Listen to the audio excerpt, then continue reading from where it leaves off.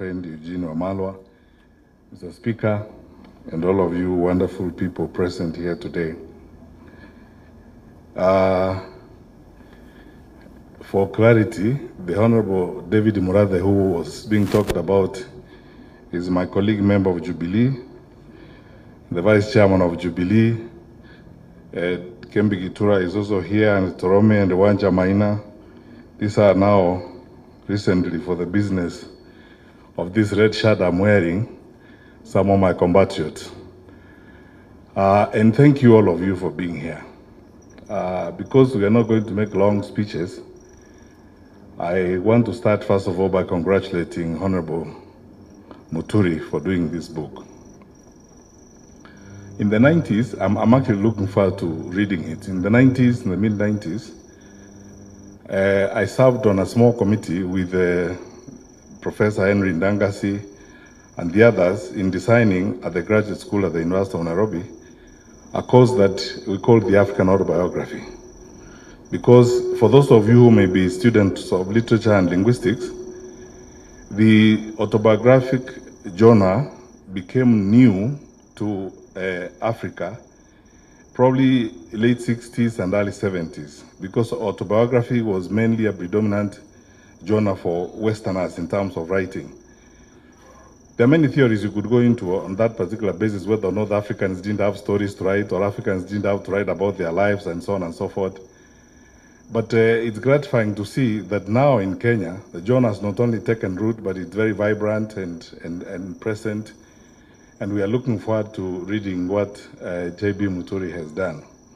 But most importantly, I spent about 9 years working on legislative strengthening. And this is where I interacted actively with J.B. Muturi when I ran the Kenya Parliamentary Strengthening Program as first of all the Deputy Director, then Country Director for Sunni, and then later on the Regional Director for East and Southern Africa.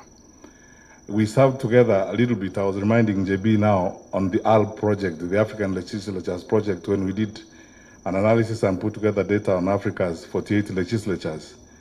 What makes parliaments work, what makes parliaments tick, the characters and the types of parliaments and so on.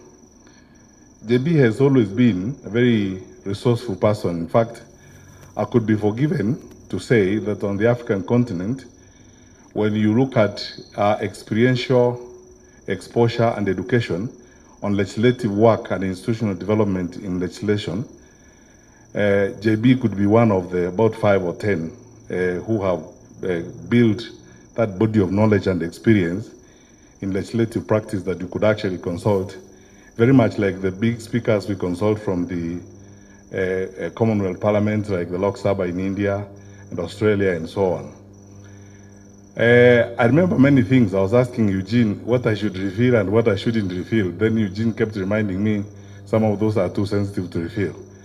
But I remember how we had a lot of discussions with JB the first time we started implementing the new constitution on how the president should behave when he goes to parliament. Because the big debate exists whether or not when the president enters parliament, he should actually sit down in parliament, because the president is not a member of parliament. And if you look at the body of knowledge that exists, especially from the US Congress and the others, because the president is not a member of the assembly, he walks in, puts the report on the table, reads the speech and walks out without sitting down because he's not a member of parliament. Then we had a long evening with J.B. Muturi. And I was very fascinated by the authoritative basis on which he made his decisions. He pulled out all manner of authorities and so on. And as many of you who have been through this experience would attest, it was an intellectually fulfilling experience to see our own speaker getting into that space in a very authoritative manner and very exciting way. So here is my request to you, or my ask, JB. I'm going to, I've not read your book, so I'm going to read it now. And I hope you have delved into those issues like the ones I've said. When we have a presidential system of government in Kenya, the symbolism of whether or not the president should actually sit in parliament, whether it's a State of the Union or State of the Nation address. There are small nuances that a lot of people spend time writing on. If you look at the body of knowledge on legislative work across the world, there are small nuances that people dwell on, which are critical in terms of the formation of government and the character of government and how it moves forward.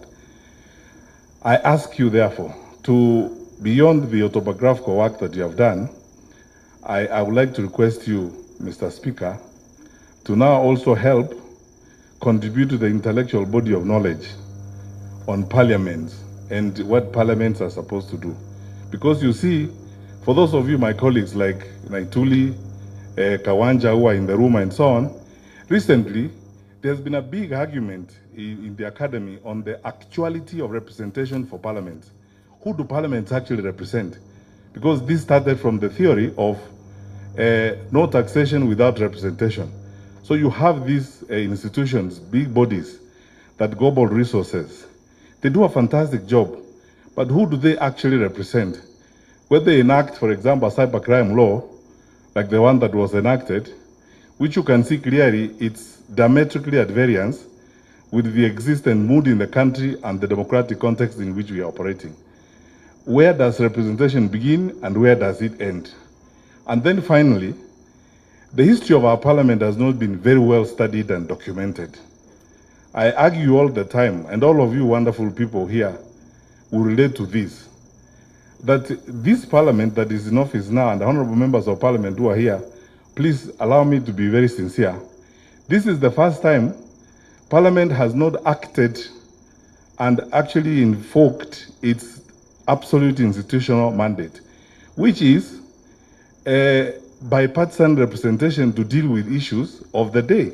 Because we have seen in previous parliaments, many of you who are here, Mheshimiwa Murathe, Mheshimiwa Kembe Githura, and the others who were in parliament in the past, when there was a crisis in the country, and in fact, this is the contribution of parliament to the management of the country.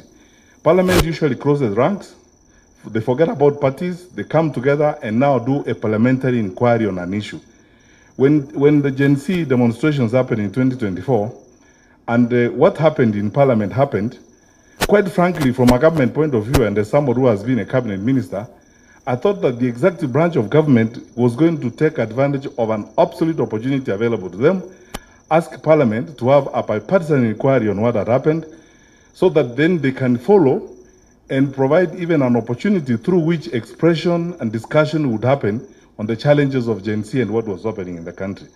Now, we haven't seen that rigorous use of the institution of parliament for the good of the country, where, for example, investigations like those would happen.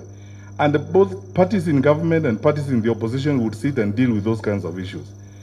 When children burn to ashes in our school here, 21 of them, you expect a complete and thorough bipartisan investigation by parliament. No, none of us here, I don't know whether there's anybody even in this room, who knows how many graves are in Shakahola and how many people died there. No thorough bipartisan parliamentary investigation. This is why there is now a big debate on the actuality of representation for legislative institutions.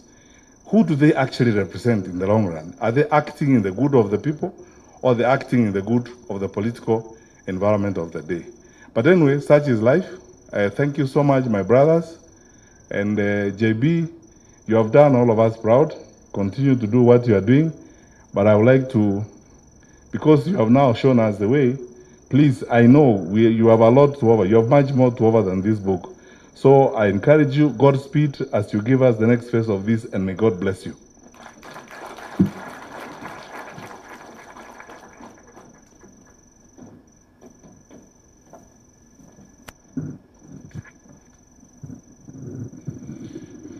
Thank you very much, Dr. Matiang'i. And let me take this opportunity to recognize one of my very good friends, many good friends who arrived when Dr. Matiang'i was on his feet. And this is none other than somebody I worked with in Parliament for many years, Mr. Michael Rotich Sialai, the immediate former clerk before Njoroge took over. Njoroge took over from him. And actually, after he left Parliament, he added another title. He's Ambassador, Balozi. Karibu sana Balozi CLI. Thank you very much, Fred. It's very enlightening to listen to people who have had that exposure of working with parliaments. And indeed, it's a very interesting discourse that you've alluded to. And I think when we were doing the new constitution, I think one of the things that, somehow we felt was going to capture some of these issues is, for instance, the heavy reliance and insistence in providing for public participation in our constitution. In fact, for Parliament, it is mandatory. They are required under Article 118 to do public participation whenever considering any bill, any motion, or any other business before the House of Parliament. And of course, it is already provided for in the overarching provision in Article 10. Maybe debate. And I think this is a very good challenge that has been thrown, because when we're doing the constitution, particularly you look at what you provided for in Article 95, Clause 1, about the National Assembly. You say the National Assembly represents the people of the constituencies and other special interests. Those of you who have the Constitution can check. That is Clause 1 of Article 95. I'm not putting in. I'm not adding anything, not even a comma. But good debate. That's why I think on an occasion like this one, it's good to have people to come and also enlighten us on some of these things that we will need to consider.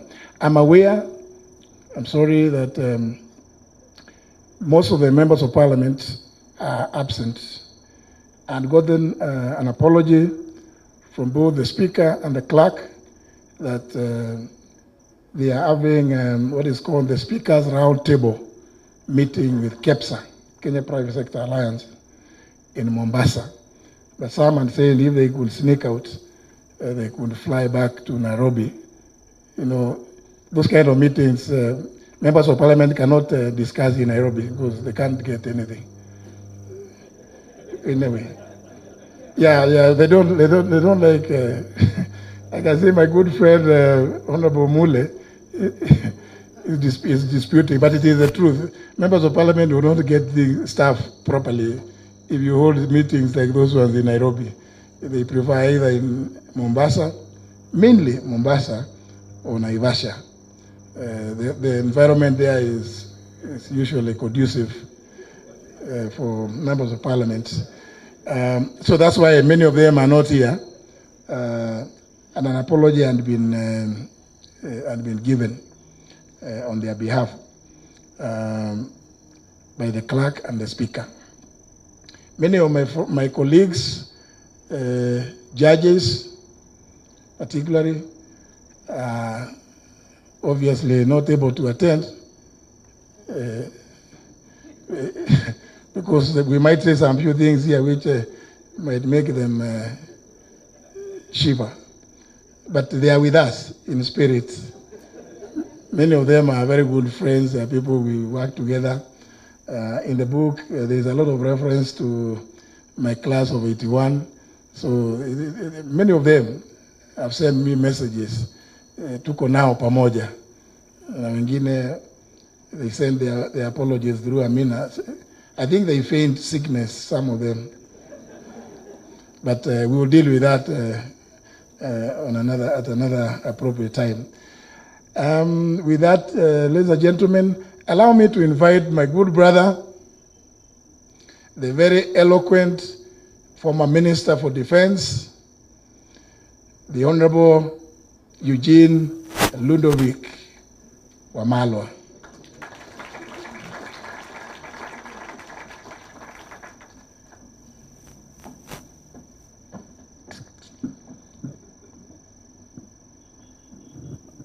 JB insists on pronouncing all my three names. I don't know why he insists on Ludovic. But this is your night, JB. It's not our night. I think ours here is to just congratulate him